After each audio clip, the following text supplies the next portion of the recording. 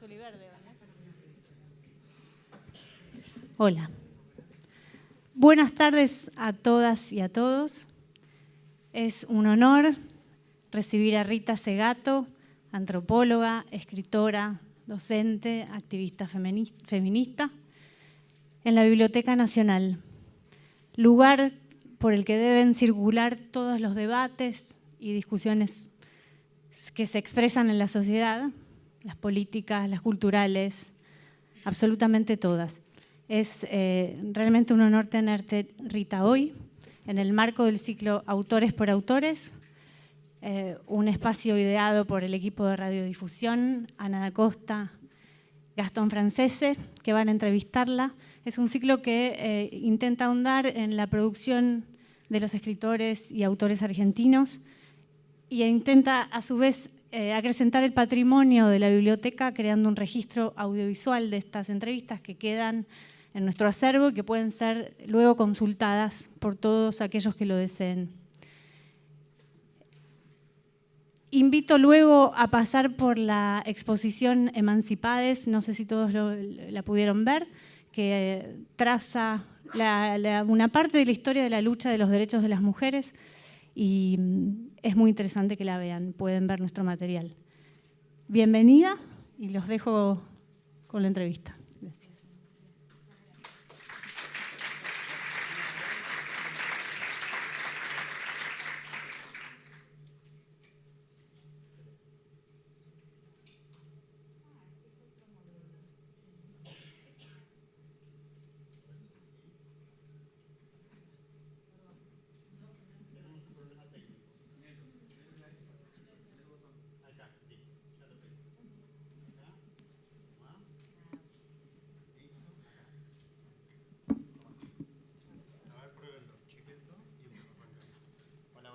Hola. Hola. Sí, ahí estamos. Hola, ¿qué tal? Muy buenas tardes. Bienvenidos al ciclo Autores por Autores de la Biblioteca Nacional Mariano Moreno. Como decía Natalia, es un ciclo que busca ahondar en la obra de los escritores, reflexionar y repensarnos. Muchas veces, a partir de la obra del autor que vamos recorriendo a través de las preguntas, surgen nuevas preguntas, nuevas reflexiones y es una invitación que hacemos. En este caso, para recorrer la obra de Rita Segato. Hola Rita, un gusto enorme. Hola. Muchas gracias por esta invitación, es hermosa la Biblioteca Nacional, siempre que entro me emociono y estoy agradecida. Y me encanta la idea de pensar en conversación, pensar preguntando y respondiendo, siempre salen cosas nuevas y siempre es más vital, más dinámico, más interesante, ¿no? Pensar conversando. Empecemos, ya que vamos a pensar conversando, para comprender la importancia del pensamiento de Rita Segato, además de dimensionar su figura, que implica, que condensa luchas, resistencias, militancia, compromiso, sobre todo el trabajo teórico, que nos va a permitir hacer frente a lo que fue y es el pensamiento occidental y la violencia que encierra y que intenta ocultar a través de una búsqueda obstinada por el fundamento, el arjé, lo que dirían los griegos. Sí, lo estable. Exactamente, el fundamento que organiza... En el occidente hay... Ahora ya me puse a hablar, no. Y déjame que diga esto. Frente a ese pensamiento va a aparecer Rita con su constelación conceptual, donde a través de dos proyectos, que va a ser, por un lado, la violencia de género y la crítica decolonial, nos va a empezar a mostrar ciertos silencios, traerá su caja de herramientas con esa antropología por demanda que implica toda una inversión metodológica. Además de eso, y esa crítica decolonial que va a llegar de la mano de Quijano, nos va a empezar a mostrar la pedagogía de la crueldad, el mandato de masculinidad, el feminicidio. ¿Para qué? Para dar cuenta de que los crímenes de género no son de odio, no hay que enclaustrarlos en la intimidad ni en la interpersonalidad, son políticos. Todo eso es frente a lo que es el binarismo, porque es un pensamiento plural y es un pensamiento en desobediencia desde Latinoamérica. Todo esto vamos a ir reconstruyendo, Rita. Gracias, porque cuando uno escribe solo, bueno, en mi caso, me doy cuenta últimamente porque estoy haciendo alguna retrospectiva, ¿no? Alguna revisión, ¿no? De cómo pasó lo que pasó. O sea, cómo pasa, por ejemplo, cómo pasó, por ejemplo, lo de la semana pasada, ¿no? De que un pensamiento se condensa en una poesía y da vuelta al mundo. O sea, ¿qué es eso? ¿Por qué pasó eso? Sin dejarme atrapar por eso, ¿no? No es lo mío el atrapamiento por lo público. Yo no soy una persona pública. ¿Sí? A mí me cuesta y no es mi elección, no es una elección mía. Entonces empecé a pensar qué pasó. Y una de las cosas que me doy cuenta es que jamás escribí por obligación. O sea, nunca, aunque estoy en un campo que es académico, que es un campo en que hay que producir, ¿no? Y además el productivismo se volvió un infame valor, ¿no? Colocado ahí por una agenda que es una agenda del BIT. O sea, hay un momento en que las universidades son profundamente afectadas por demandas de evaluación y por coincidencias de la vida, en Brasil, que fue el primer país que entra por ese camino, que es el camino de la agenda evaluadora del BIT, del Banco Mundial, de una transformación de la UNESCO, que pasa a imponer a la universidad metas de productividad. Y estuve en el primer momento en que en Brasil, en 1998, se evalúa de esta forma los programas de posgrado. Y, o sea, lo vi y me di cuenta de que era un suicidio. Como se dice en portugués, un tiro no pé. O sea, la agenda productivista y cuantitativista es un tiro no pé. O sea, es un suicidio, un gol en contra. O sea, mata completamente el pluralismo dentro de la universidad, donde hay tiempos diferentes, ¿no? Por ejemplo, bueno, entré por este camino, pero me importa mucho esto, ¿no? De hecho, en uno de tus textos… No hay profundidad cuando hay exigencia de productividad. En el campo de las humanidades y en ningún campo del conocimiento sirve, y implica la muerte de la imaginación, que necesita un tiempo. Los libros de heurística muestran que cualquier investigador en el campo de las ciencias duras busca un resultado, no lo encuentra, y solamente cuando se permite el ocio, un día se va a bañar o va a caminar por una playa y la idea viene, o sea, se presenta. Y la falta de tiempo, el productivismo, impide ese momento. De hecho, vos, en uno de los textos de Estructuras Elementales de la Violencia, cuando vos defendés el diálogo que tiene que tener la antropología con la psicología, hablás y criticás profundamente esta guetificación que se produce. Claro. No, yo critico las dos cosas, ¿no? Y eso es lo que quería decir. Cuando escribí, siempre escribí para entender. Yo me puse a escribir algo y siempre les dije a mis estudiantes, a mis orientandos, eso. Uno no escribe lo que sabe, sino escribe en la dirección de lo que no ha entendido, en la dirección de lo que no sabe. Si no, es burocracia pura. O si no, es una escritura tecnocrática, o sea, simplemente para cumplir. Y eso ha sido parte de mis escritos, son de ese tipo, a veces imperfectos, muchas veces, pero buscan algo que no se ha encontrado todavía. Quiero ir al momento. Y también algo que nos afecta, además del productivismo, es la guetificación de los campos. O sea, y que infelizmente en nuestras universidades el coto científico, el coto académico ha dominado mucho. hablo más que por Argentina, por el Brasil, donde viví la mayor parte de mi vida, que es Brasil.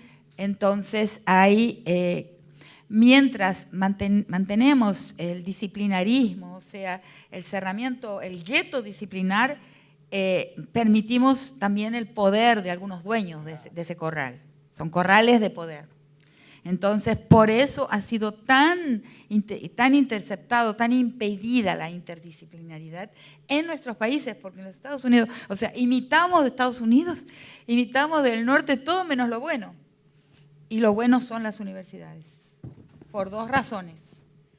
Primero, porque son absolutamente maleables, o sea, hay gestores con una libertad extraordinaria para hacer lo que conviene en la universidad.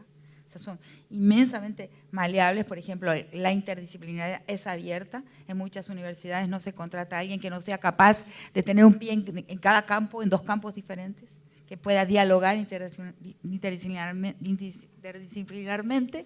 Mientras en nuestros países, no, la persona, no, eso no es antropología.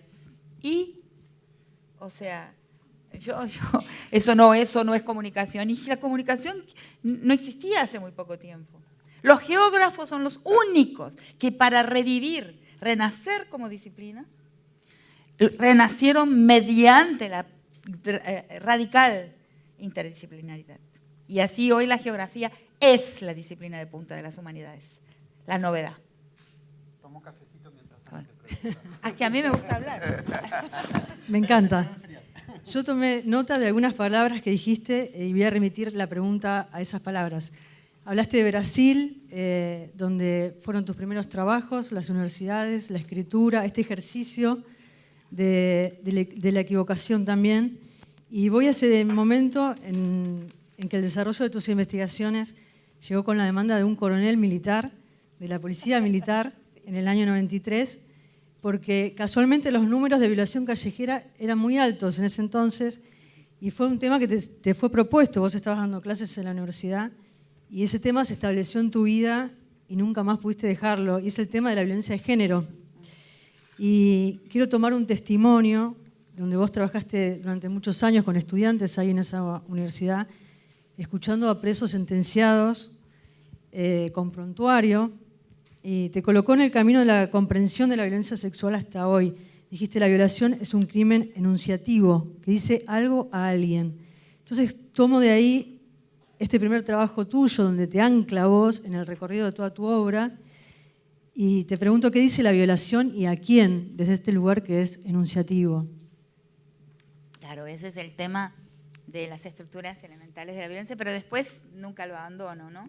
Lo que descubro ahí, escuchando a los presos, con mis estudiantes, es algo en realidad que me abre a un camino que no voy a poder abandonar nunca más. Yo nunca elegí estudiar violencia contra las mujeres o violencia de género, nunca fue mi elección, eso es algo que quiero todos los días abandonar. En ese entonces, no ¿qué me estabas haciendo? Porque cuando ocurrió ese llamado de ese coronel, a mí me gusta reírme, ¿no? También un poco. El coronel que va a la universidad y habla con el rector y le pide que por favor alguien de la universidad, algunas profesoras, alguien que entienda la cuestión de la mujer. En realidad uno piensa, tendría que entender la cuestión de los hombres, ¿no? Para entender la violación, no la cuestión de la mujer. Ya de ahí ya vino errado, equivocado, ¿no? Porque está equivocada la pregunta, pero me di cuenta mucho tiempo después. Y este coronel se llamaba de la policía, jefe de la seguridad pública de la ciudad de Brasilia, coronel Brochado. En portugués, brochar quiere decir, brochar quiere decir mostrarse impotente en el medio de una relación sexual. Entonces, el coronel se llamaba Brochado. Es significante. Pero me di cuenta también mucho tiempo después. ¿Cómo hay cosas que uno tarda para darse cuenta, ¿no?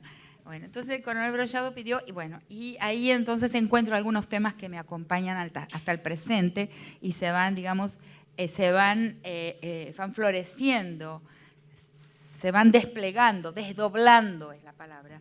Se van desdoblando y desdoblando hasta hoy y continúan desdoblándose. Por ejemplo, este que decís.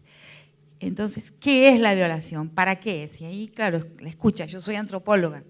Y tanto los psicoanalistas como los antropólogos, la práctica es la escucha. Total. Entonces empezamos a escuchar y lo primero que escuchamos de los presos fue sorprendente. O sea, no le impusimos lo que ya pensábamos de la violación, porque el antropólogo está entrenado, o la antropóloga está entrenada a suspender sus creencias, suspender lo que ya piensa. Y aunque esté adelante del vecino, siempre considerar que ese vecino es un otro, ante el cual tengo que suspender lo que ya creo, mi preconcepción, ¿no? Mi presupuesto. Una suerte de epoge. Claro, es exactamente un epoque. Y sale de ahí, ¿no? Entonces, levantar las creencias y escuchar qué dice. Y fue absolutamente sorprendente, porque lo que dijeron nuestros entrevistados no tenía casi nada que ver con lo que ya pensábamos ¿qué pensamos sobre la violación? Que hay unos hombres desesperados, ¿no? Con sed de sexo, enloquecidos por ganas de sexo y se lanzan sobre un cuerpo para satisfacerse. Además, si lo inspeccionamos eso, 2 veces se ve que no se sustenta, no es creíble, ¿no? Porque en una situación de violación está el miedo, ¿no? Sobre todo están presentes los otros hombres, porque no es una violencia solitaria. Eso fue, un día lo comprueba un psiquiatra de Estados Unidos, que cuando hace el conteo se da cuenta de algo sorprendente. Pensamos que el solitario que el violador es un solo, un raro, una persona anómala, y vamos a ver, y en la violación está casi siempre acompañado. Entonces, quiere decir que es un acto social, plenamente social. ¿Y cuál es el papel de los otros que están al lado? Sobre todo la manada, porque la manada no es nada raro. Se cundió por el nombre de la manada porque el grupo se llamaba la manada, el grupo español. Pero casi todas las violaciones son en manada. Es lo normal. Entonces, ¿qué hacen esos otros? ¿No? ¿Por qué están en grupo? ¿Por qué hacen eso? ¿No? Y bueno, ahí empezar a escuchar. Pero lo primero que me sorprendió para contestarte, porque todos son respuestas largas, ¿no? Hoy di 12 entrevistas antes de venir acá, larguísimas, infinitas. Una el diario El Periódico de Cataluña, la otra al Vocento, que es un conglomerado de diarios con sede en el País Vasco.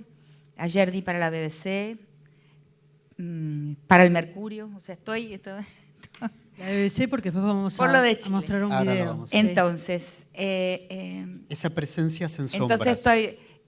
entonces esos, primero, que este sentenciado realmente no entiende lo que hizo. No le es fácil decir qué hizo, por qué y para qué. Y no es que miente, porque tuvimos un esquema que está descrito en el libro y en otras conferencias que di, no voy a explicarlo ahora, pero tuvimos un método de abordar a los entrevistados que les dijimos que era para entender. Si tenían interés en entender, vamos juntos, colaboremos. Nosotros colaboraríamos con ellos y ellos con nosotros. Y que la finalidad de la conversación que emprendimos durante mucho tiempo, más de un año, era entender lo que pasó. Y ahí, claro, el ser humano, yo creo que el llamariz, o sea, la convocatoria a entender es algo que nos llama. Pensar es jugar. Y una persona que está encerrada atrás de rejas, ociosa, una gran parte del tiempo, se interesa. Hay mucha literatura carcelaria, por ejemplo. Y el juego, o sea, la aventura de pensar, de entender, de conversar y el protagonismo que hay por detrás de entender qué hice, dio cierto, eso funcionó. Entonces pensamos juntos. Entonces lo primero que surge en ese pensar es que no se entiende bien. El acto cometido es ininteligible.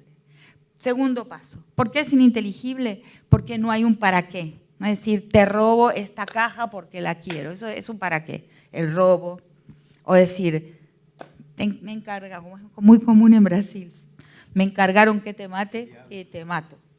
O sea, no hay un para qué clarísimo. ¿No? Entonces ahí viene la idea de que la violación no es un acto instrumental, utilitario. No hay una utilidad fácilmente accesible a la descripción. Entonces, ¿qué es? Entonces es un acto comunicativo. O sea, la violencia sexual es algo que dice algo, es expresiva. Esa idea, la diferencia entre violencia instrumental y expresiva, la saco de la literatura anterior que está citada en el libro.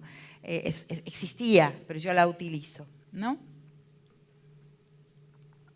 En Simmel, por ejemplo, y en otros hay diversos autores que van a hablar la diferencia entre la violencia comunicativa y la instrumental. Entonces, es expresiva. Entonces, ¿qué dice? ¿Y a quién le habla? Bueno, ahí viene. Le habla a la víctima, y ese es un tema que nos interesa hoy, hasta la poesía de las chilenas de las tesis, porque ese está ahí. ¿Qué les dice a la víctima? Que la víctima es inmoral y que el violador es el sujeto moral. Y que desde su moralidad la castiga, la reduce, ¿no? Y la secuestra, le secuestra el poder, la somete. Desde la moralidad, desde una posición de superioridad moral, que es la posición del violador. Y eso es chocante. Entonces surgen varias plateas que alguna vez hablé sobre esto, ¿no? Los hombres, no, sí, el sujeto moral por excelencia, que es lo que dicen las tesis en el canto, es el violador. Y la víctima es violada porque él la tiene que enderezar, la tiene que enseñar a hacerlo, la tiene que encasillar en su cuerpo, atrapar en su cuerpo. Enseñar cómo ese cuerpo debe comportarse. Es impresionante. Y también le habla a sus pares, sobre todo le habla a los otros hombres. Y ese es el plano de la construcción de lo que primero en mis primeros textos, en las estructuras elementales de la violencia, llamo la fratria o la cofradía masculina o el club de los hombres, que para ser miembro de ese club es necesario demostrar algo. Hay que pasar una prueba. Hay que tener un título de potencia, de algún tipo de potencia. La crueldad, por ejemplo, es una de las formas de potencia. La insensibilidad, el callo en la piel, es una forma de potencia también. Entonces, para ser miembro del club de hombres es necesario ser capaz de mostrar que se puede algo. Por ejemplo, que se puede acceder a un cuerpo de mujer. Si no, no se es miembro de ese club. Últimamente, más recientemente, después de unos trabajos muy largos en las guerras del Triángulo Norte de América Central, en México, en Colombia, me voy dando cuenta de que la masculinidad es una fratria, sí, pero la estructura de esa fratria es corporativa, es una corporación. Y sobre ella se van a replicar todas las otras corporaciones. Las mafias son corporaciones, la policía y las Fuerzas Armadas son corporaciones, el Poder Judicial es una corporación. O sea, todas las corporaciones van a ser réplicas de esa primera estructura corporativa que es la masculinidad. Porque tienen en común el silencio, el secreto y la obediencia. Tienen en común, vos le agregaste una, te agradezco. Siempre uno aprende. Eso es lo que el valor de conversar. ¿Sabes que yo no me había dado cuenta del secreto? Quizás me había dado cuenta, pero no había entrado en el discurso. A mí me parece claro en Juárez. Claro, está ahí, pero es como el cuadro de Edgar Allan Poe, del cuento de Edgar Allan Poe. Lo que menos ves es lo que está adelante, ¿no? ¿Cómo se llama? La carta robada. La carta robada, es la carta robada todo el tiempo. Si querés esconder algo, ponelo en un cuadro en el living. Entonces yo hablo de dos características y no hablaba del secreto. Pero que es obvio. Bueno, no quiero... Es que lo obvio es lo más difícil de ver. Sí. Y nosotros los intelectuales... Esa palabra, ¿qué es un intelectual? Alguien que trabaja con una hoja delante y nunca tiene lejos un lápiz. Nada más. Pero nuestro trabajo es eso, ponerle el nombre a lo que está en silencio. Ponerle palabra, la palabra es un espejo, darle espejo a aquello que no se ve. Ponerle nombre a lo que está en silencio. Y mira, voy a profundizar en esto, porque para mí es algo muy importante en tu obra, que es tanto percibir la falta de palabra que tiene el preso que quiere ausentar su responsabilidad y que tiene que recurrir a los evangelios, como decís vos, para encontrar una palabra, Sí. para poder encontrar un decirse camino. bueno. El preso va a la Biblia para poder decirse bueno. Entonces, narra Rita que hay un taller de títeres que hacen y que a partir del otro es que puede hablar de él. El títere fue el más eficiente, el mejor de todos los ejercicios que hicimos cuando llevamos, porque claro, nos dábamos cuenta de que el preso que quiere analizar, reflexionar, o sea, verse en un espejo, el espejo para los seres humanos es de palabra,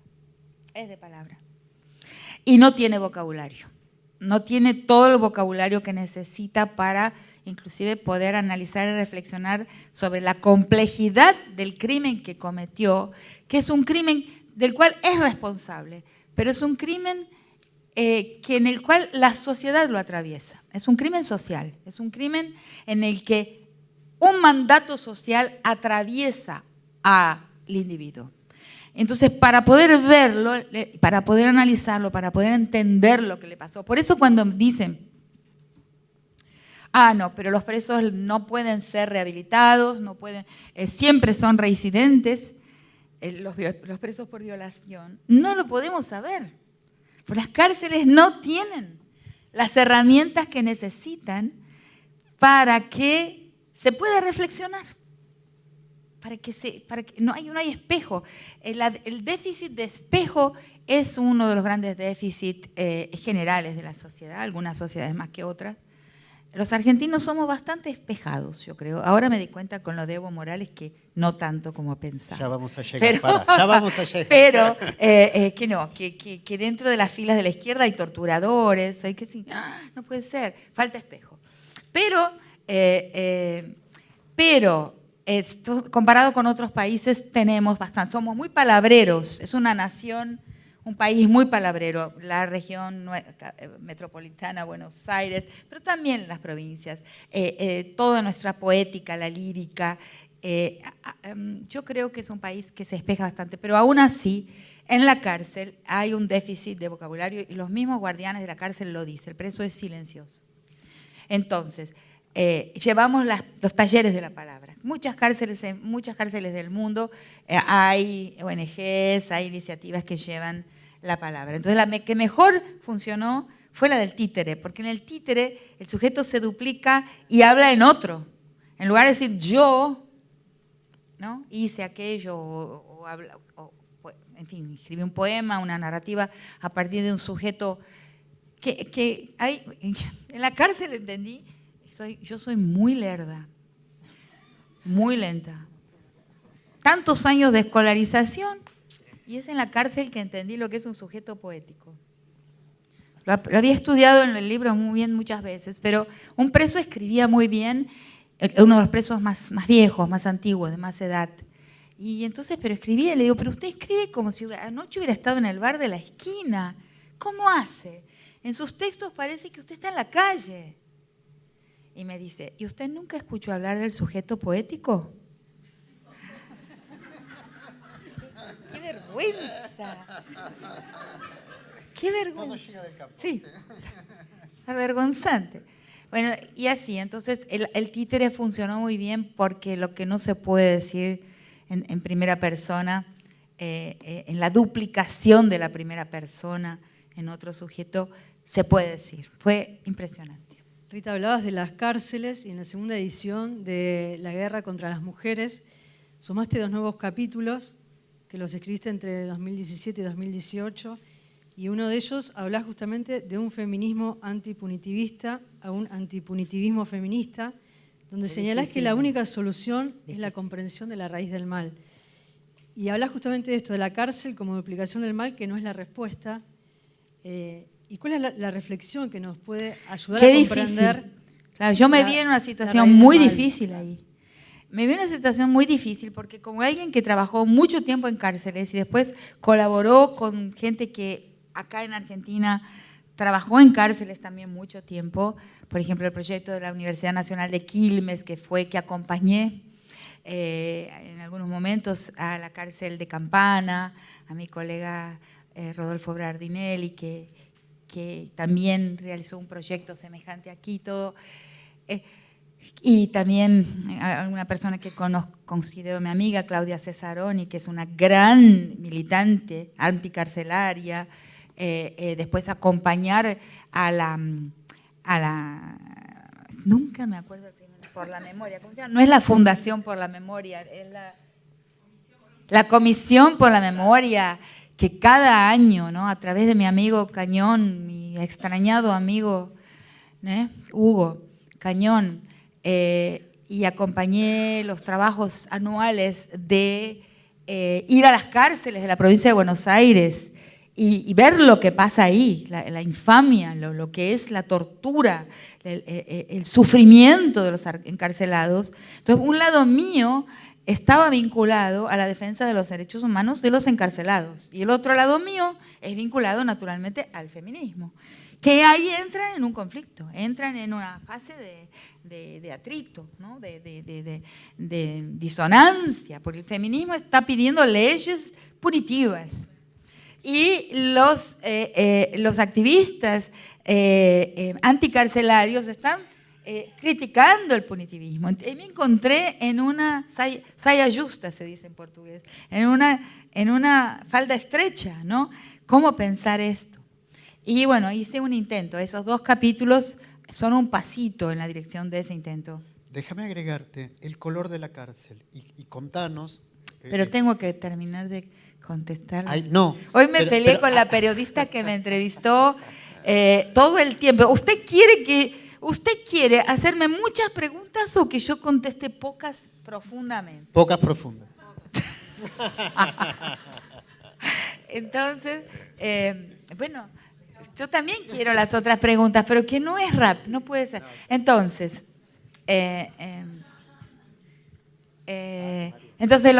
esos 2 capítulos van a intentar resolver, y no lo resuelvo completamente, pero lo resolví en la entrevista de hoy, por eso me acordé.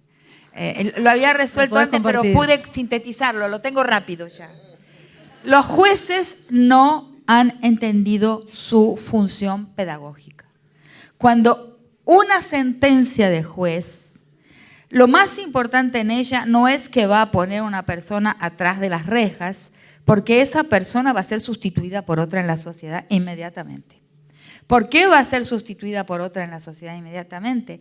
Porque lo que produce, lo que hace posible el crimen, y eso es lo que digo en esos textos, en el tip of the iceberg, o sea, en la punta de la pirámide habrá un crimen. Para que haya ese crimen que puede ser tipificable como crimen en las leyes, en el Código Penal, tiene que haber un magma, tiene que haber una base de la pirámide donde la violencia contra las mujeres es el aire que respiramos. Es invisible y normal. Entonces, esa normalidad de la atmósfera violenta, que es la atmósfera patriarcal, va a hacer posible que 1 por día, que ya es lo que está viendo, habrá un feminicidio, por ejemplo. Pero entonces, sin modificar esa base de la pirámide, ese criadero, ese vivero, esa incubadora de violencia, y que en realidad es una incubadora de todas las violencias, porque cuando me viene, porque el ladrón, no sé qué, todas las violencias están incubadas en la primera forma de violencia que se da en el hogar, en las primeras escenas de la vida, y que es una violencia de género, una dominación de género, una desigualdad de género, sin modificar, sin tomar conciencia, sin sacar del silencio esa atmósfera normal, o sea, omnipresente, invisible, ¿no? Inolora e incolora, le llamo. No podremos modificar lo que sucede allá arriba. No podemos, alguien irá a la cárcel por haber llegado a la cúpula del mal, de la agresión, irá a la cárcel, pero alguien va a emerger, a florecer, a salir de ese vivero con el mismo grado de violencia. Entonces, Entonces lo que ganamos con una sentencia del juez no es el encarcelamiento, retirar de circulación a una persona peligrosa, que es un lucro, claro que se gana algo con eso, pero lo que el juez tiene que saber es que su sentencia es pedagógica, envía un mensaje a la sociedad, le dice a la sociedad lo que se debe, lo que no se debe. Por eso yo pienso que en el campo donde la publicidad es fundamental es en el campo del derecho. Y los jueces tienen que tomar noción de que su trabajo consiste en enseñarle a la gente algo. Algunos jueces lo hacen. En sus sentencias hay sentencias que son extraordinarias, que tienen esa vocación pedagógica, pero la mayor parte de las sentencias son mecánicas, son rápidas, son para sacarse el problema de encima. Entonces, ese es una idea. La violencia se transforma, se controla transformando la sociedad. Y la transformación de la sociedad es parte de la politicidad de las mujeres. Somos las mujeres. El trabajo del cuidado, de formatación de la cría, o sea, es un trabajo, una labor política.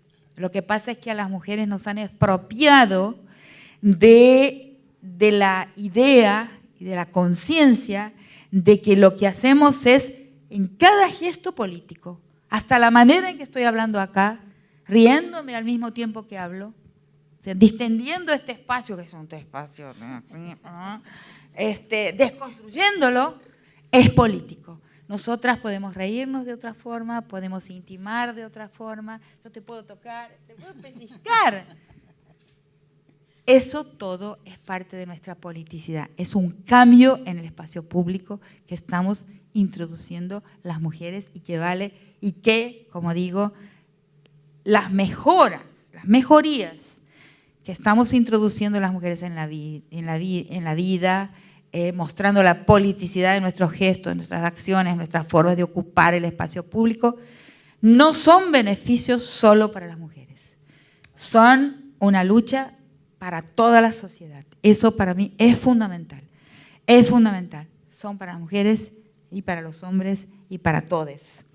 Si no es para beneficio de todes, no será para beneficio de nosotras tampoco. O sea, la sociedad es una de gente entrelazada.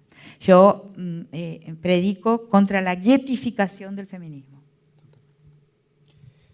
Agrego ahora la otra parte de la cárcel, del otro silencio, que es el silencio de la raza. El color de la cárcel es el color de la raza. Exactamente, ¿no? Lo no nombrado en nuestro país. Yo sé que hay raza, pero no la nombramos. Inclusive nos hemos retraído. Cuando yo era chica, por lo menos se hablaba del cabecita negra. Los otros días las patas en la fuente, me acordé de mi mamá, ¿no? Los cabecitas negras que llegan, ¿no? Del campo, el aluvión zoológico se llamó alguna vez, que se lavan las patas en las fuentes de la Plaza de Mayo, ¿no? Mancillan el sagrado, ¿no? De las fuentes cívicas de la Plaza de Mayo. Me acordé también. Hemos aprendido mucho, ¿no? de esa gente, ¿no? Nosotras, todos en la Plaza de Mayo, nos lavamos los pies en las fuentes, ¿no? del agua pública, ¿no? Que, bueno, entonces, pero existía cuando yo era chica esa expresión, el cabecita negra. Ahora no tiene ni nombre, porque, por ejemplo, el negro villero, y cuando el negro no vive en la villa, el negro tumbero, y cuando el negro no está en la cárcel, ¿cómo le llamamos a las mayorías de nuestra nación? No tienen más nombre. Les hemos tachado el nombre. Sin nombres no se puede pelearla. Sin nombres no hay espejo. Y sin espejo no hay posibilidad de construir un camino político. Me quedé pensando en...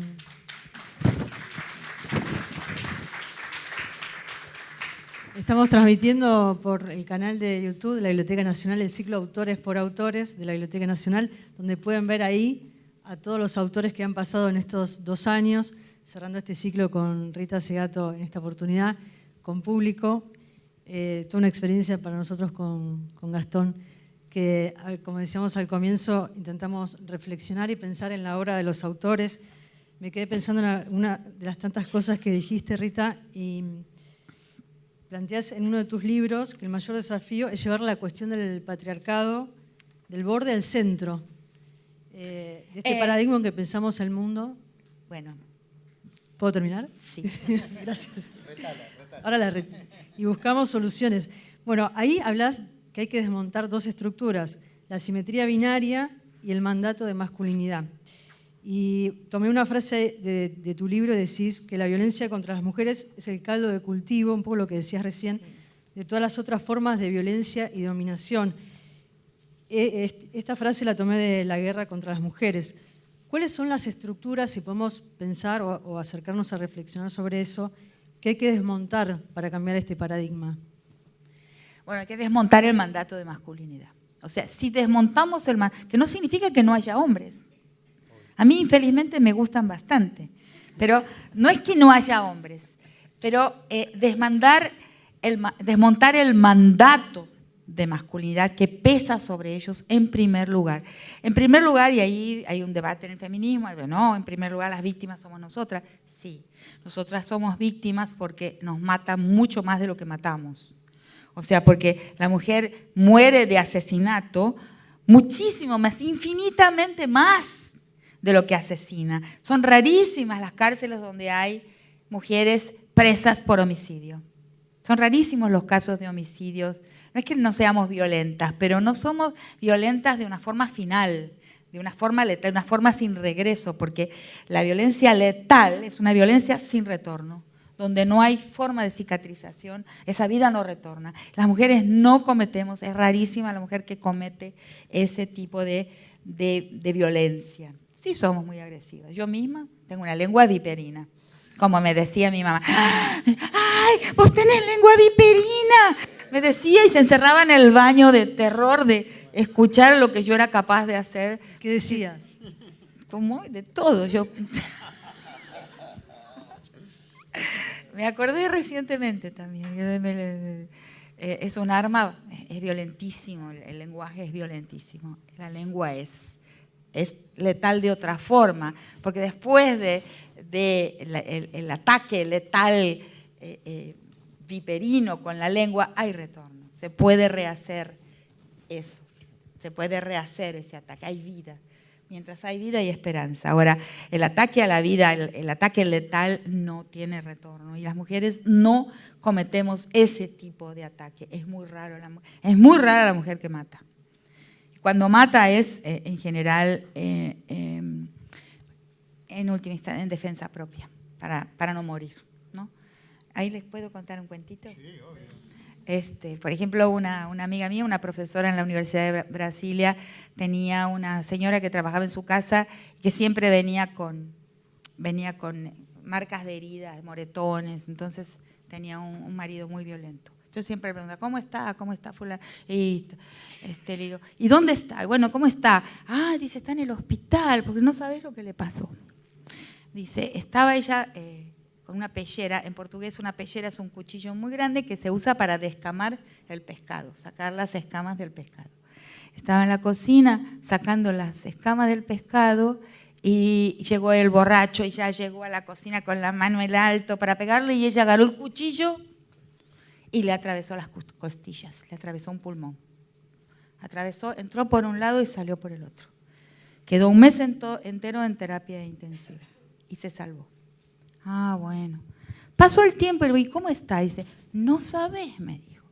El marido cambió de personalidad. Juro por Dios que esta historia es verdadera. Es un amor.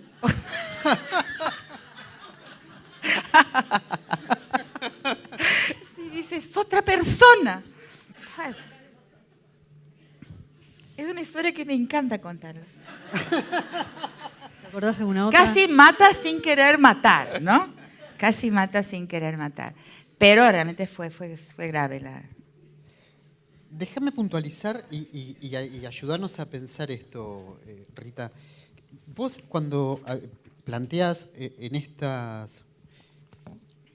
Vos decías recién que el lenguaje tiene un poder muy fuerte y por eso vos haces mucho énfasis en nuevos conceptos como la dueñidad, que ahora vamos a ir, Sí. o el femigenocidio. Sí. Porque es discriminar distintas violencias, Ujú. pero además tu énfasis, tu lucha, porque esa violencia de género no es una violencia privada, interpersonal. Exacto. Para. Y acá viene la pregunta. ¿Puede ser que la mujer, aún, ni siquiera en su muerte, pueda estar en lo público? Porque si es político, Claro. si es político, es público. En cambio, reduciéndolo a interpersonalidades, las seguimos ubicando en la intimidad, adentro. Ese es un problema enorme que tenemos, porque, bueno, es una explicación larga, voy a tratar de sintetizarla al máximo. No hay explicaciones cortas, no hay la solución final para la reflexión, para el análisis, no la hay, afortunadamente, ¿no? Todo análisis es, la verdad es en realidad un acuerdo entre interlocutores. Y eso pasa con la palabra, eso pasa cuando uno nombra algo y otra persona allá del otro lado del mundo lo toma. Es un acuerdo entre interlocutores, a veces lejanos. Ahí se conforma una verdad. Eso es una verdad. Bueno, cuando no entran fuerzas que entran actualmente para manipular, donde no hay una interlocución real. O sea, estoy hablando de cuando hay interlocución, o sea, no cuando hay poderes que se infiltran en el espacio nuestro de cada día y crean verdades que parecen interlocucionales, pero no lo son. Eso es lo que hay que identificar. Es muy importante saber identificar la diferencia entre espacios de interlocución y espacios que no lo son. Bueno, eso las ciencias de la comunicación hace tiempo, ¿no? Han visto los medios masivos de comunicación y la persona no tienen una interlocución.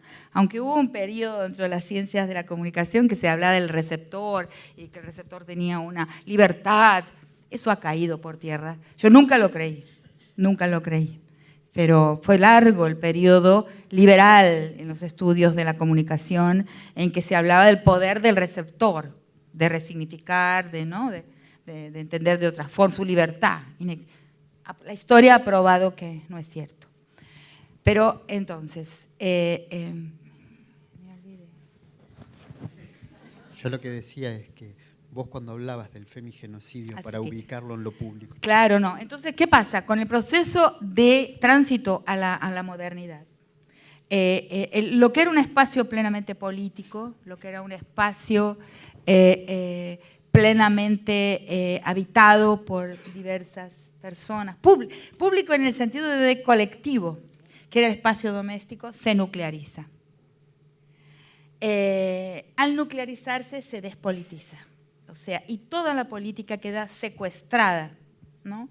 En el ámbito de lo que los pueblos indígenas y también los pueblos negros llaman casa afuera y casa adentro. O sea, el hombre siempre tuvo sus tareas en un tiempo lento, en un tiempo filogenético, en casa afuera.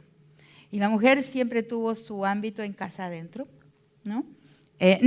Con interpenetraciones, la mujer podía tener acciones, en fin, no de una forma. Siempre la división del trabajo sexual fue más rígida en las sociedades de estructura comunal, y esa separación entre casa adentro y casa afuera valió. Pero lo que pasa es que casa adentro no era ni privado ni íntimo.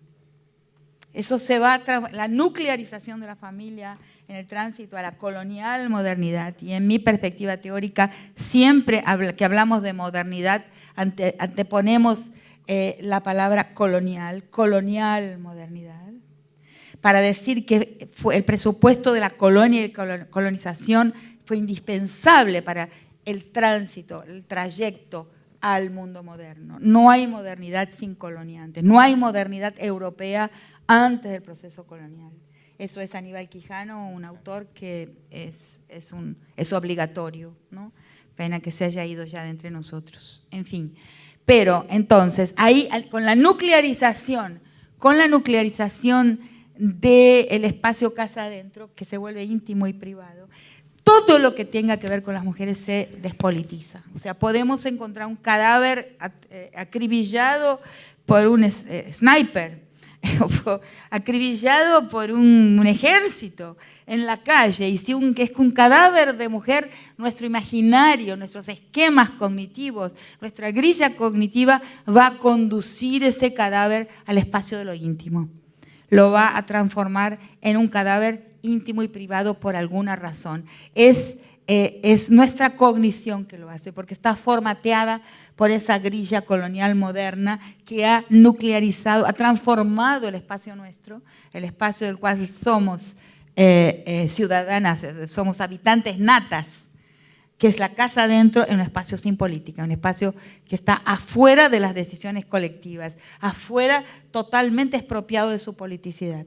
Lo que yo digo es que las mujeres en la calle hoy, las marchas de las niñas, de las chicas, de las mujeres de todas las edades, es una erupción de eso que ha sido represado, que es la politicidad femenina, que estaba secuestrada, estaba capturada en un espacio íntimo, entre comillas, que no es íntimo, porque sí es político, sí hay deliberación ahí, sí hay conversaciones de cocina, de alcoba, sí hay decisiones, sí hay alianzas entre mujeres en nuestras metrópolis. Y ahora un nombre nuevo que acabo de inventar recientemente en la cátedra Reina Sofía, la cátedra Aníbal Quijano del Reina Sofía, cuando fui a poner el título del evento de este año, hablé de nuestra Méfrica. Ahí tomo una noción maravillosa de una pensadora negra, Lélia González, brasileña, fallecida tempranamente, en que hablaba de los amefricanos y las amefricanas. ¿Qué es lo que somos? Porque el tiempo de interconexión, de interacción entre sangres, los 500 años, si en Argentina hiciéramos un contagio de los marcadores genéticos, como se hizo para la sangre indígena, en que se hizo un contagio de los marcadores de sangre indígena a la sangre argentina, y se detecta que el 56% de la sangre argentina tiene marcadores originarios. Si lo hiciéramos para la sangre negra, nos quedaríamos absolutamente sorprendidos. O sea, Santiago del Estero, me fui del tema, pero es importante porque son cosas menos conocidas. Cuando volví a la Argentina, cuando empiezo a volver a la Argentina, a transitar por la Argentina, me convidan a dar un seminario en la Universidad Nacional de Santiago del Estero y pasé varios días ahí. Y cuando llegué con mis ojos ya extranjeros, me encuentro con que la provincia de la cuna del folclore, de la chacarera, del bombo, la provincia folclórica por excelencia es africana, es negra, San Félix, que es una localidad quichua hablante de Santiago del Estero, es una localidad de gente negra, mota. No lo vemos, el ojo argentino no lo ve. Entonces, solo para decir que hablo ahora de nuestra Méfrica. Los seminoles en los Estados Unidos, indígenas, un vasto pueblo indígena que se extiende por Florida y otros estados del sur americanos, muchos son negros. O sea, y así también Brasil, los Patayó, los guaraní, los Tupinambá, que son reemergidos recientemente, muchos son negros. O sea, la mezcla de sangres ha sido enorme a lo largo de mucho tiempo. Entonces hablo de nuestra Méfrica. Entonces, ¿pero qué me habías para liquidar la pregunta?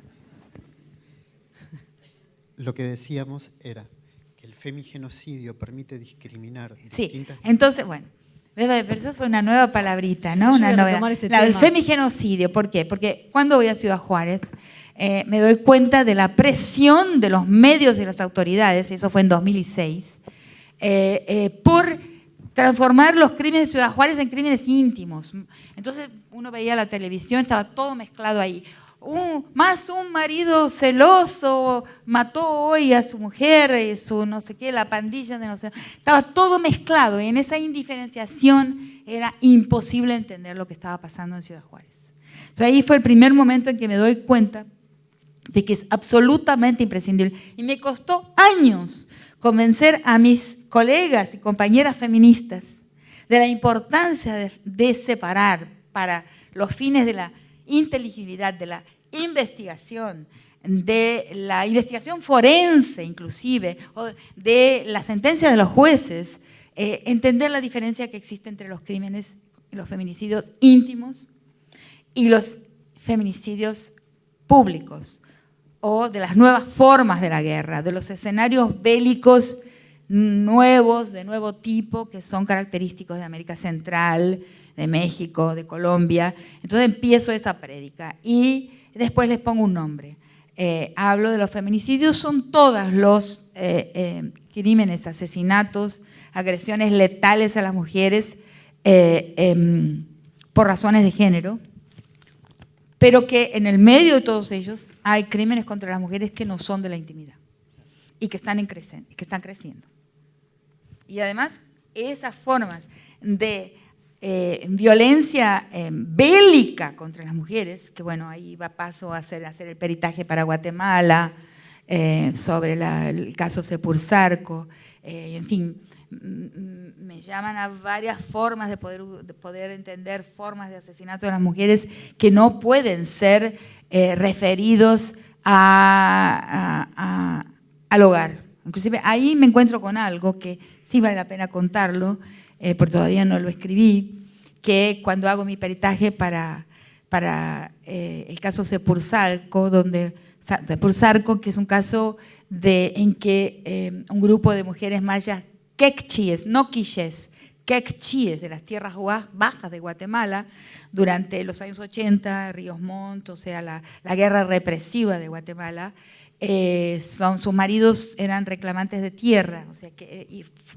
estaban en un proceso de reclamar las tierras ancestrales que habitaban, los títulos de tierras. Entonces son todos secuestrados, son torturados hasta la muerte y fueron hallados recientemente en una fosa común en una localidad que se llama Tinajas, y sus mujeres fueron esclavizadas, fueron sometidas a esclavitud sexual y doméstica durante 6 años. Entonces, este juicio de Sepursarco fue el segundo gran juicio en Guatemala, de lo que llamaríamos un juicio de lesa humanidad, aunque no se llama así, después del juicio de Ríos Montt. Entonces, en ese peritaje me tocó hacer peritaje antropológico y de género.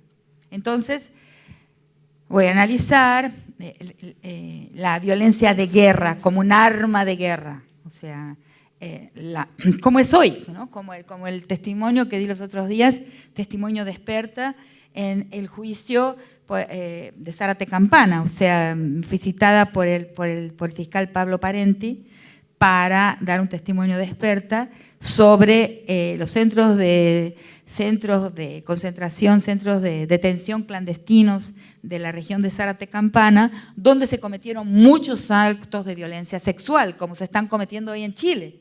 O sea, la forma por excelencia en que la policía chilena hoy, los carabineros castigan a las mujeres que detienen es desnudándolas y abusándolas sexualmente, y algunos hombres también. Solo que hay un problema, los hombres no denuncian. Hay que entender eso es el mandato de masculinidad, no poderse defender de la justicia patriarcal. O sea, la indefensión de los propios hombres y la falta de herramientas de los propios hombres para defenderse del mandato de masculinidad que recae sobre ellos. El juicio del macho alfa. Y macho alfa hay muy pocos, si hay alguno, ¿no? Quizás no hay ninguno, pero pero la masculinidad es jerárquica. Entonces siempre hay un macho mayor que el que tenemos adelante. Entonces eso es tremendo para los hombres, ¿no? Entonces no pueden denunciar que fueron... hay una foto que me llegó de Chile, donde un carabinero le está metiendo un arma de alto, un rifle, en el cuerpo al hombre, en la calle, por debajo del pantalón. O sea, ¿qué es eso? Es el ataque sexual. Es lo que digo siempre, como un ataque plenamente bélico y político. Nada de deseo, nada de libido, ¿no? Y el caso clásico para entender de que es nada de libido y nada de deseo es el caso de Atenco, ¿no? Donde para la ocupación de Atenco, la gente ocupa un territorio que ha habitado por mucho tiempo, que es su propio territorio de habitación, y la policía, y hay un plan de toma, de desocupación, de expulsión de la gente de ese su territorio, y entra la policía, y hay un caso clásico de violación ahí, que es la violación de una señora de 73 años, que está en la ocupación, que está en la toma de ese territorio. La violan 5 policías, esa señora llega a denunciar a la delegación, a la comisaría de policía, y muere. O sea, entonces ahí está revelada la esencia del acto violador como punitivo, o sea, como ajeno totalmente. Podemos con tranquilidad absoluta rescatar la sexualidad de eso que es la agresión sexual. Es un acto de poder sobre un cuerpo, un acto de ocupación, un acto de guerra en algunos casos, en otros casos es simplemente un acto de afirmación de un derecho sobre el cuerpo, de un poder patriarcal sobre los cuerpos, ¿no? Y además de un gesto narcísico, porque el deseo es autorreferido. Muchas veces me ha preguntado, entonces, ¿cómo hay, digamos, fisiológicamente, cómo se da la posibilidad de una violación? La violación es un acto narcísico. El hombre piensa en sí mismo cuando lo comete y en los otros hombres, es exhibicionista. Es un acto de exhibición de poderío, que es la fascinación del hombre consigo mismo y con su propia masculinidad, y a veces la obligación de exhibirla ante los ojos de los otros hombres. Por eso podemos decir que es un acto homoerótico, sino homosexual también. O sea, el hombre que viola es un hombre empequeñecido, que necesita de la violencia para ser hombre. Y el mandato de masculinidad muestra eso y enseña eso. Por eso es liberador para los hombres desmontarlo. Entonces, femigenocidio son las formas de violencia letal, violencia con intención letal sobre las mujeres en un campo que no es en el campo de la intimidad. Voy a volver a un tema que hablaste hace un rato y que tomaste un término nuevo, améfrica. Y yo quiero ir a la época de tu tesis doctoral, esto del cuentito me gusta, y tal vez que nos cuentes un poco sobre esa experiencia. En el libro La contrapedagogía de la crueldad, el tema de tu tesis decía, fue una comunidad religiosa afro-brasilera, un códice africano en América, que te hizo hablar de género en una sociedad donde el género nada tiene que ver con el sexo anatómico, y afirmás que es en el campo donde descubriste la invención de la naturaleza. Me interesa ir ahí, a ese punto, porque decís que ahí ya estaba planteada la complejidad que puede asumir la construcción de género. Nada tenía que enseñarle a las mujeres con las que ya había convivido en el campo. Me parece como muy potente esta idea. Y también descubro la colonialidad. Bueno, y en contraposición, Antes. la teoría, digo. O sea, la Judith invención Butler. de la naturaleza antes que Judith Butler, a quien aprecio, estimo y admiro, pero antes de su texto, antes. Y la invención y la idea de la colonialidad en un tiempo de 1976, o sea, muy antes también. O sea, es curioso eso. Pero, bueno, a mí me gusta. Me interesa esa experiencia de campo, digo. Claro, y que ahora lo acabamos de, ahí está mi editor, y que acaba de llegar tarde, y lo hemos traducido. Él ha hecho el gran gesto de pagar un traductor excelente, Rodrigo Álvarez, que un día vino a una conferencia mía y me dijo, yo quiero traducir tu libro Santos y Daimones, que es una conversación entre mi campo, el Xangô de Recife, como mi campo antropológico, etnográfico, clásico. Es una conversación, el antropólogo ahí se coloca como un, ¿cómo se llama? Es como un dios, como alguien que está por detrás de la escena, dios ex machina.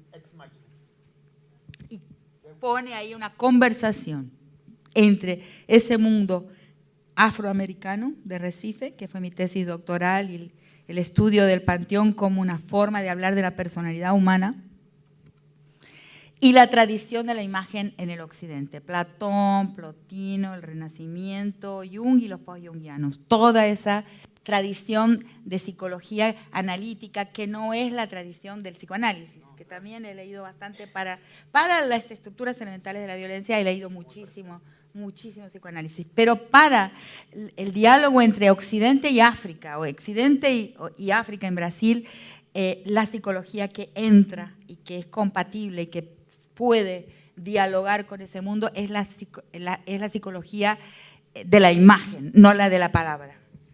Entonces, monto un diálogo entre los dos mundos, en busca de... El acuerdo es impresionante, no soy yo que lo digo, un gran estudioso de esto, Frobenius, que va a decir cómo el mundo africano es el griego, o sea, la semejanza. Pero no nos olvidemos que Europa después secuestra a Grecia. Hay un secuestro de Grecia, un blanqueamiento de Grecia por Europa. Pero Frobenius va a decir, no, Grecia es muy parecida a la África, muy parecida. Y eso es lo que encuentro, una África en Brasil con muchísimos, y eso es lo que muestro en ese libro, que es bastante grande, que es enorme, y que va a ser publicado cuando le escriba el prólogo en estos días, buscaba y me quedé fascinada por las analogías, lo que es el psiquismo, lo que es el teatro de la psique en los dos mundos, los personajes de la psique en el mundo de los orishas y en el mundo de los dioses griegos, donde es la ausencia de la culpa en el sentido occidental. Pero buscaba dónde está la diferencia. La busqué y quedé perpleja cuando descubro que en el seminario 7 de Lacan, en la introducción, Lacan va a hablar del candomblé. Quedé perpleja porque va a decir, el candomblé, en el candomblé vemos una civilización donde existe la posibilidad de la pluralidad de deseos. No están subsumidos y concentrados en un deseo único y sus otredades, que es la cuestión del binarismo. Él lo dice, impresionante. Yo lo busco y encuentro que la diferencia está en el yo. Y eso tiene que ver con lo que hablábamos al llegar. En el yo africano y afro-brasilero no es un yo omnipotente. No hay lo que llamé en el libro la neurosis monoteísta. No todo monoteísmo es neurótico, pero el monoteísmo fundamentalista es neurótico, o sea, la omnipotencia del yo. Hay cosas en el mundo del candomblé que son del yo y otras cosas que no son del yo. La responsabilidad es entendida de otra forma. Entonces, una de las cosas que en el oráculo se lee es, le pasa esto a fulanito, ¿es del yo o no es del yo? Y en nuestro mundo todo tiene que estar a cargo del yo. El yo es un Dios omnipotente de la psique que es responsable por la administración férrea del psiquismo. Es una gran, extraordinaria diferencia y lo encuentro ahí. Y justamente escribo para encontrarlo y cuando el día que lo encontré terminé el libro. O sea, lo encontré, es esa la diferencia. No fue fácil. Entonces ahí viene esa neurosis eurocéntrica que entra inclusive en las ciencias humanas. ¿Qué es lo que me querías preguntar? No, termina, por favor. No, en la neurosis, el europeo padece una neurosis del control. O sea, y por detrás de la neurosis del control está el control del tiempo, la temporalidad que afecta la vida, inevitablemente intenta ser clausurada. Y esa es la diferencia posiblemente. No soy una gran estudiosa de Kush, tengo un gran amigo Pepe Tassat, José Tassat, que es un gran estudioso de Kush, y él me cuenta, muchas cosas sé de Kush, en fin, pero no he profundizado. Pero la diferencia del ser y del estar, que es lo que él muestra entre la diferencia del filósofo Coya, el filósofo andino, el sujeto andino, la persona andina, ¿no? y el sujeto europeo, es que el ser, por eso yo no hago esa antropología ontológica que hacen muchos colegas y que los aprecio, son colegas que quieren, entonces hablan de ontologías, pero es otra palabra para cultura. A una persona que ya siquiera usa la palabra cultura, a no ser que sea absolutamente indispensable, como soy yo. Casi no uso la palabra cultura, a no ser que sea indispensable, y tampoco uso la palabra identidad, porque sustantivizan, enyesan y cancelan el tiempo. Y yo creo que el desafío hoy, tanto de la política como de la filosofía, como de las humanidades, como de la vida, es recolocar el tiempo y su inestabilidad, el carácter trágico, la forma en que el tiempo nos impone, ¿no? Una estructura trágica, indecidible. Ahí están Derrida, los grandes autores más nuevos. La vida no se puede decidir, no se puede decidir la vida. Y con respecto a esto, déjame preguntarte si dentro de estos dos proyectos... Pero no terminé. Perdón. Entonces, el estar es un estar...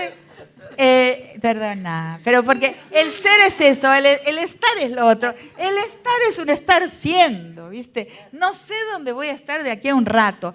Es importantísimo que podamos decir, no sé dónde voy a estar de aquí a media hora. El europeo no lo consigue, no consigue esto. No sabe estar en el estar, solo sabe estar en la ontología del ser. Vos hablás de dos proyectos que se enfrentan. Un proyecto de este capitalismo apocalíptico y este proyecto contrario, comunal. Y me pregunto, ya que estamos hablando de estas temporalidades distintas, si la fiesta y la risa no son la posibilidad de desmontar eso. Sí, he pensado bastante. Hay diversos tipos de humor. Por ejemplo, el humor masculino, patriarcal, de los malos machos, es un humor con víctimas. Que mira para ver dónde encuentra el defectito, porque ahí entonces de ahí se ríe para solidificar el pacto entre los hombres. El humor criollo. Es la cosa más asquerosa, más deleznable. Humor criollo es algo despreciable. Ese es el humor criollo. Ahora, el humor femenino es otro. Nosotras nos reímos lúdicamente, como yo aquí, para reírme, nada más. Pero yo te agrego otro. Bakhtin, cuando hace, sí, claro. La cultura popular Sí, y el sí, carnaval, sí, claro, ahí ese está carnaval. invirtiendo ahí Total. está invirtiendo el orden, por eso se canceló el carnaval, por eso se lo persiguió el carnaval. Se lo persigue. Porque es otra A no ser cuando entonces reaparece como mercancía y como fetiche, fetichizando los íconos de la localidad, de la heráldica local apropiada por algún dueño. Ahí sí. Pero el carnaval suelto es una amenaza. Y existe poco, ha quedado poco de ese carnaval. Hablábamos de Bolivia y los cargos públicos del Estado. Y Bolivia es un país que ha experimentado una impresionante democratización, ¿no? Porque por un lado hay mujeres ocupando, o eso es lo que sucedía hasta hace poco, mujeres que ocupaban cargos públicos, aproximadamente el 50% del Parlamento, y eso en términos proporcionales uno se pone a pensar que es el país con más femicidios del mundo. Claro, porque es el único país que tiene más feminicidios que homicidios de hombres. Los datos de la Defensoría del Pueblo de Bolivia muestran que más del 50% de los homicidios son de mujeres. Es rarísimo, porque en la mayor parte de todos los países del mundo la media es 17%. Los hombres mueren mucho más asesinados y matan más. Nosotras, como dije, morimos mucho más de lo que matamos, pero morimos menos que los hombres de muerte cruenta, de muerte violenta. Y uno se pone a pensar en estos fenómenos que de alguna manera desafían como nuestras certezas. ¿Qué medidas, si podemos pensar, están fallando en esta ecuación del Estado? Bueno, porque como dicen las chilenas de las tesis, el Estado es el patriarca. El Estado es patriarcal. Es el último momento de la historia del patriarcado. O sea, no es que debemos abandonar el campo estatal, porque es un actor importantísimo, potente en la sociedad, no se puede abandonar. Pero pensar que el Estado es capaz de transformar la sociedad, yo lo dudo, porque no lo hemos visto nunca. Si no aprendemos de la historia, ¿para qué estudiamos historia? Vamos a estudiar relojería, carpintería, jardinería, panadería, física, química, pero no historia.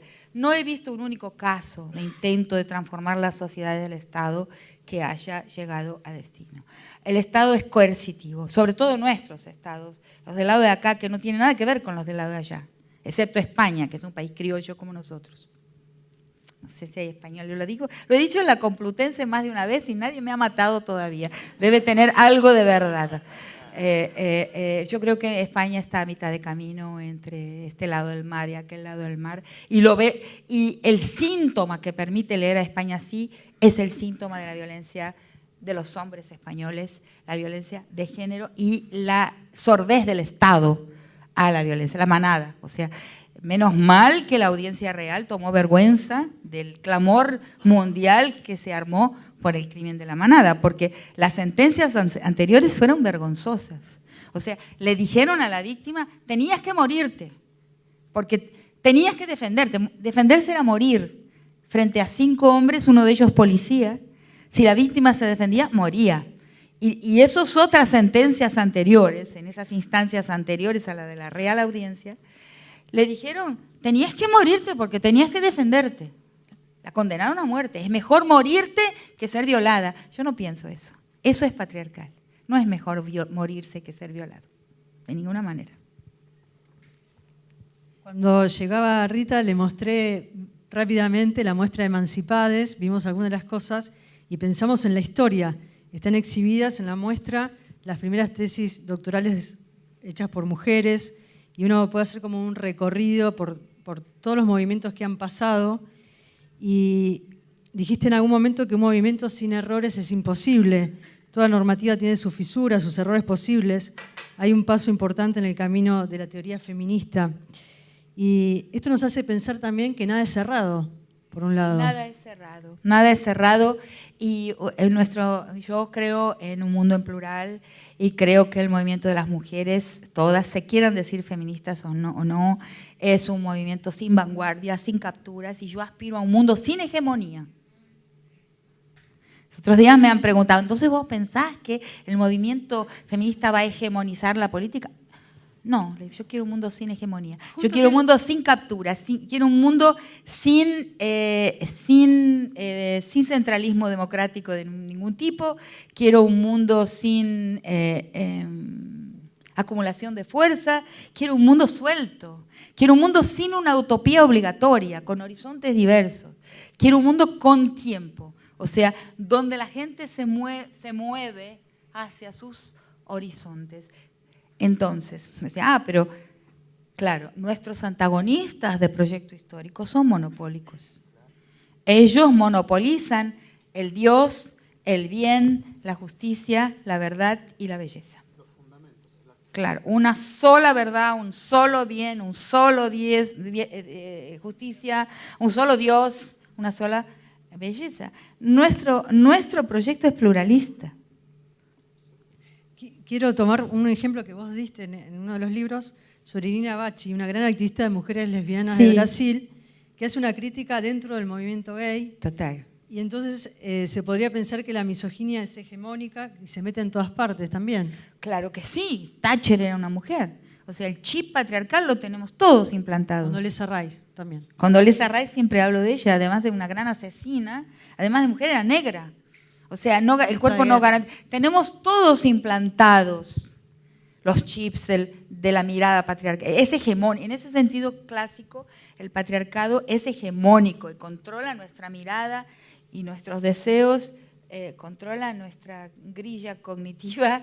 Lo que pasa es que ahí se separan dos éticas, que ese es un texto, creo que no está traducido al español, se llama Antropología y Derechos Humanos, el papel de la ética en la expansión de los derechos universales. Y hablo de dos éticas. Digo que códigos jurídicos hay diversos y son elencables, las normas son elencables. Códigos morales hay diversos y son elencables. Vos podés hacer una lista de normas morales. Éticas hay dos. La ética, y hay dos en la aldea más pequeña y en la ciudad de Nueva York. Bueno, una es la ética satisfecha, o sea, la ética reproductiva, la que va a reproducir lo que existe, la ética obediente, de los obedientes. Y la otra es la ética insatisfecha. Y la ética insatisfecha para mí es el camino, lo más humano de lo humano. Es la que identifica como las películas, como el héroe de una gran cantidad de películas contemporáneas de los últimos 2 décadas, Blade Runner, Total Recall, que es la segunda, creo, gran película de Schwarzenegger, antes de son personajes, Matrix es un clásico. No le preguntes de cine porque Gastón no es su fuerte. Que el héroe es héroe porque sospecha de sus propios chips, de sus propios mandatos, de chips que tiene implantados y que se da cuenta de que nunca eligió. Esa es una gran metáfora de lo que estoy diciendo, de la ética desobediente. Entonces, entre las mujeres sabemos algunas que de repente nos damos cuenta del implante de ciertos mandatos y trabajamos una vida entera por desactivar ese chip de la hegemonía patriarcal. Y otras que no, otras lo reproducen, le gusta el mandato patriarcal. No identifican qué papel se le atribuye a su cuerpo en ese mandato. Hemos entrevistado a muchos autores en estos 2 años y hay una de las autoras que está aquí, Natalia Cito.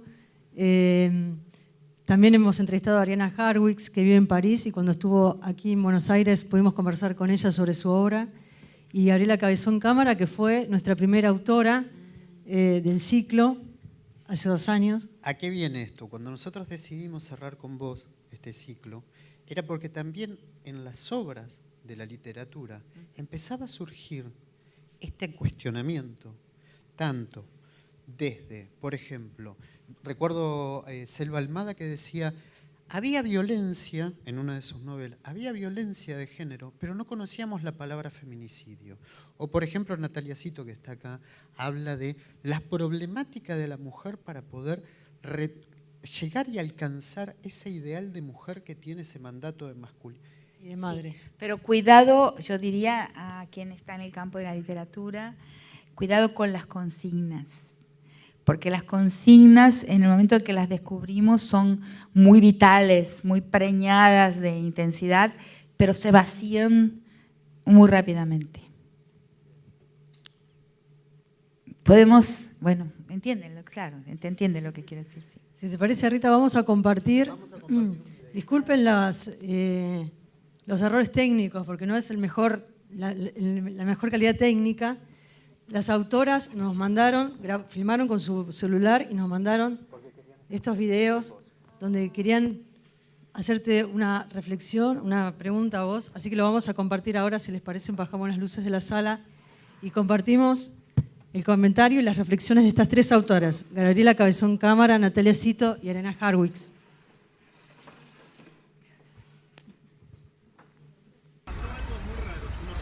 Bueno, Buenos Aires arde, yo estoy en un taxi rumbo a la presentación de la revista Anfibia en papel y aprovecho este viaje para grabar este video que hacía rato tenía ganas de grabar. Para mí pasar por autores fue una experiencia preciosa porque fue una charla muy inteligente por las preguntas que hacían los entrevistadores, ¿no? A pensar y a conceptualizar un montón de cosas y eso es muy importante y siempre se agradece, ¿verdad? En cuanto a la lucha de las mujeres, es la lucha por un mundo mejor para todos. Es muy importante la lucha que damos en la ciudad, las mujeres, y es muy importante la lucha que dan las indígenas en los territorios para defender al planeta, que si no lo defendemos no vamos a dejar un mundo muy habitable para nuestros hijos y nietos. Bueno, muy contenta de haber participado en el ciclo Autores por Autores y ojalá pueda seguir yendo con nuevos libros, con nuevas discusiones. Me parece muy interesante realmente el diálogo que se armó en el ciclo Autores por Autores. Me siento cerca y también admiro mucho a los que participan. Entonces, bueno, es una forma más de crear discusiones entre autores de diferentes generaciones, con diferentes estéticas y escrituras. Así que bueno, muy, muy contenta con eso. Hola Rita, ¿cómo estás? Rita, yo no solo celebro todos tus aportes respecto del pensamiento binario, sino que celebro tu militancia. Y en ese tema encuentro algo curioso en algunos sectores feministas que trabajan para deconstruir el pensamiento binario en términos de género, pero que al mismo tiempo sostienen en otros temas, como la situación socioeconómica de nuestro país y América Latina, posiciones absolutamente binarias e intransigentes. Y la pregunta es, en principio, si lo has notado y si te parece que puede obedecer paradójicamente, tal vez, a resabios de la violencia patriarcal que ataca a todo aquello que desafía un orden establecido. Claro, sí. A Volvemos. Bueno, gracias. Absolutamente, claro que sí. Hemos visto varios episodios, o un episodio donde se... claro, es muy difícil. El binarismo nos atrapa a todos, ¿no? ¿Y qué es el orden binario? No es el orden de dos. Eso es una de las cosas que creo que sí he contribuido a comprender. La diferencia entre el dualismo, un mundo dual, donde realmente hay dos, aunque estén jerárquicamente ordenados, y un mundo binario, donde hay un uno y sus otredades, ¿no? Que es la cognición, está formateada hoy de una forma muy férreamente binaria, inclusive por los bits de la computación, o sea, por la técnica, ¿no? El uno y sus anomalías, ¿no? Sus defectivos, ¿no? Sus menores, sus minorías, ¿no? Entonces hablo últimamente de la necesidad inclusive de acabar con el vocabulario de las minorías, de la minoritización, que siempre fue absurdo y que lo hemos aceptado como una forma de hacer política y que ha jugado contra nosotras. No hay tiempo de hablar de eso ahora, pero estoy totalmente de acuerdo porque hay varias formas de autoritarismo e intentos de monopolizar la verdad, tanto dentro del feminismo o los feminismos, como en todas partes. O sea, ahí el feminismo está, digamos, interpenetrado por el error binario o sea, que es, digamos, las formas de intentos de adueñamiento, o sea, de las dueñas de la verdad. Yo no creo en un movimiento que permita la resurgencia de dueños o dueñas de la verdad. Por eso digo que aspiro a un mundo sin hegemonía, o sea, un mundo suelto, un mundo inestable, un mundo sin atrapamientos. Yo creo hoy que eso es posible, pero tenemos que crearle es indispensable que le creemos una retórica para poder defenderlo. O sea, hay mujeres, ahí nos dan una gran lección las mujeres no blancas, las mujeres africanas, las mujeres indígenas, que dicen, no soy feminista. ¿Por qué? Porque el feminismo es europeo y es yoísta.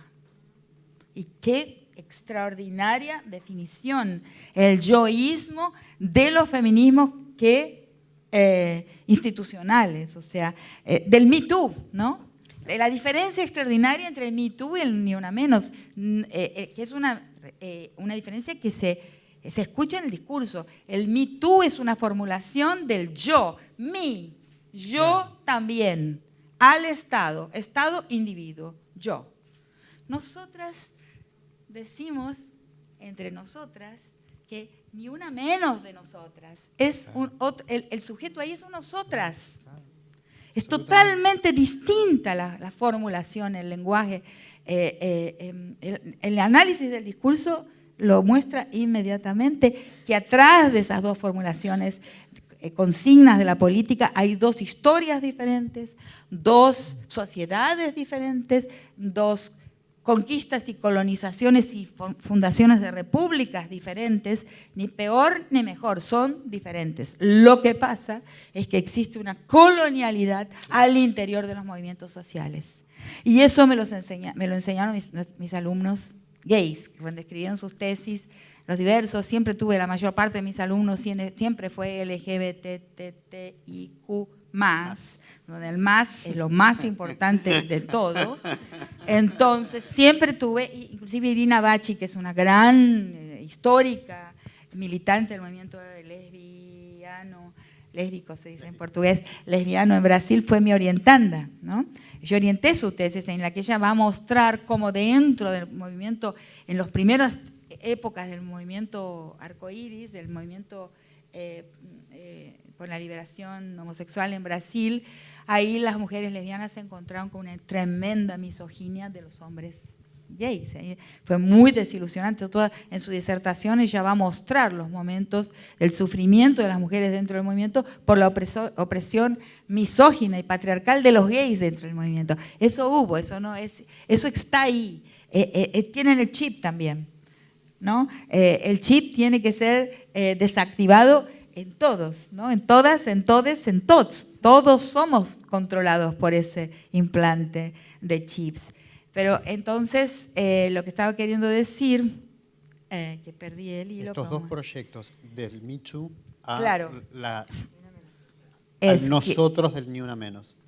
Claro, que son sociedades de estructura y que hay una colonialidad. Entonces, mis estudiantes gays, uno de ellos sobre todo y después otros también, han seguido en ese camino, me han mostrado cómo ha actuado, y está en alguno de mis textos en La Nación y sus otros, cómo la colonialidad ha entrado al interior del movimiento social, porque en Brasil existen diversas tradiciones de masculinidad femenina, que son propias del suelo civilizatorio brasilero, pero cuando llega el movimiento gay, ahí hay que ir a los centros de musculación, hacer que la mujer parece una bota, el modelo gay nuevayorquino se impone y coloniza la divergencia sexual, la diversidad sexual ya existente en el Brasil.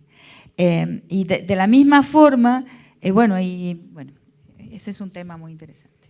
Y frente a estos dos proyectos, escuchamos este movimiento que está creciendo cada vez más y que se replica en distintos lugares del mundo. Sí, hablamos de la toma del espacio público, ¿no? Y las tesis. Sin ninguna colaboración de los medios televisivos, ni a izquierda ni a derecha. O sea, lo impresionante es que dio la vuelta al mundo las tesis con su lírica, con su Los medios que performance. nos tienen que hacer pensar también. Y Ni a reflexionar, izquierda sí. ni a derecha hubo cualquier ayuda a esa viralización mundial. Estuve mirando Telesur, no hay ni señal de la existencia de las tesis en Telesur. Tenemos que pensar por qué. Lo interesante de este video, también disculpen la calidad, pero ese es el mensaje que queremos compartir con ustedes. Lo interesante es que fueron 4 mujeres que empezaron a hacer esto en Chile y miren lo que sucedió.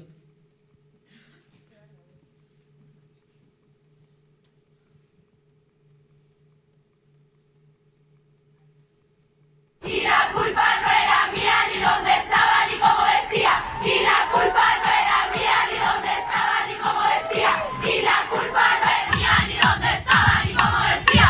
Y la culpa no era mía, ni dónde estaba, ni cómo decía. Y la culpa no era mía, ni dónde estaba, ni cómo decía. Y la culpa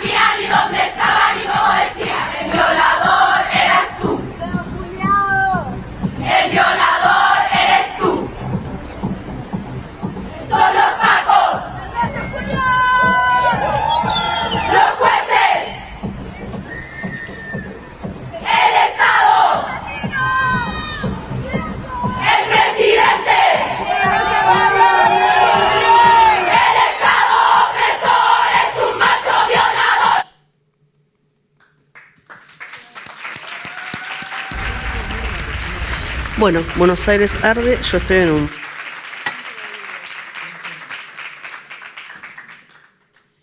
Rita, nosotros siempre cerramos la entrevista con un texto que lee el autor. Entonces te queríamos invitar, no pongas a sacar el susto. Te queríamos invitar a leer la letra de esta canción.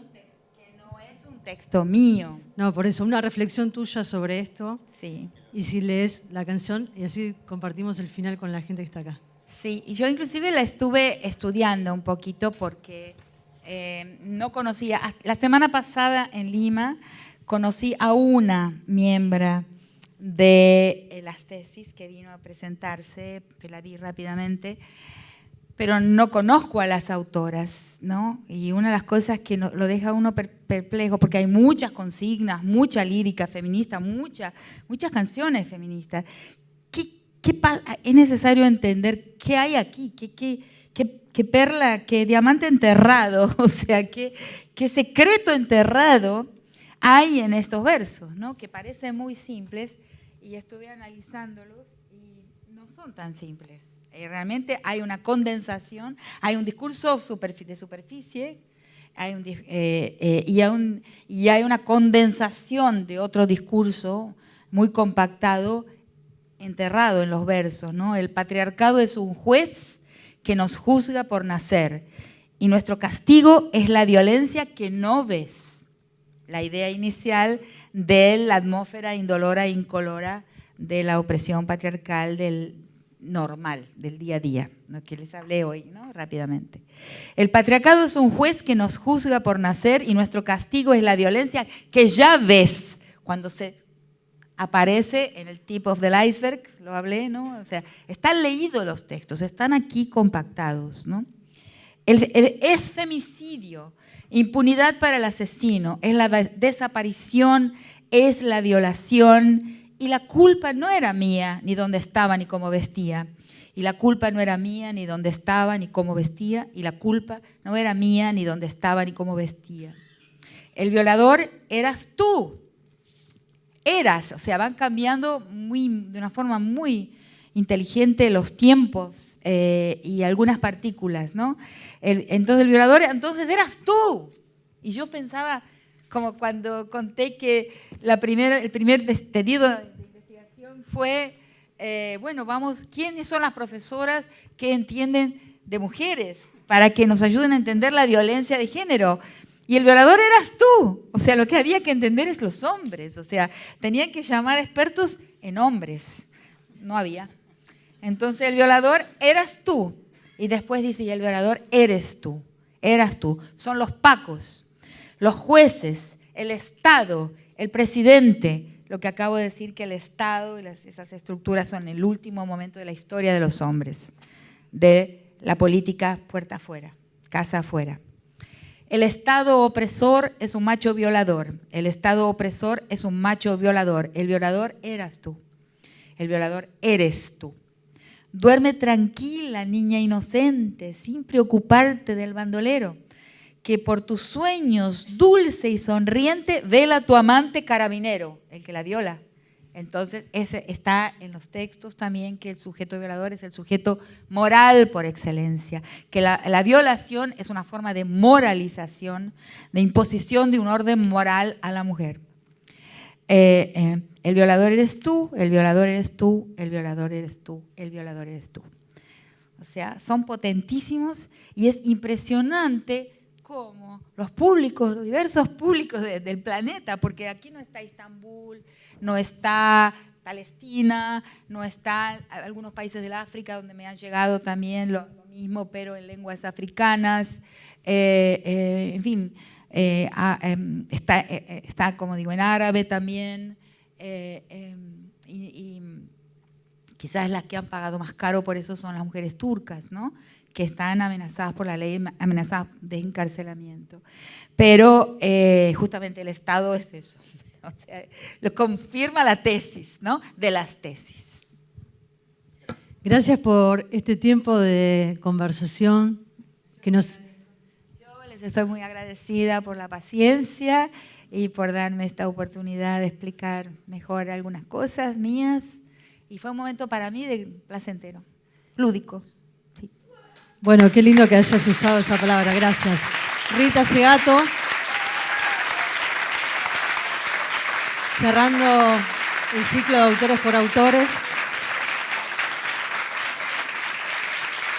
Gracias, Rita. Quiero agradecer a la editorial Prometeo, que nos facilitó los libros para que podamos leer la obra de Rita Segato, que está afuera. Quienes quieran comprar los libros de Rita, hay un stand de Prometeo.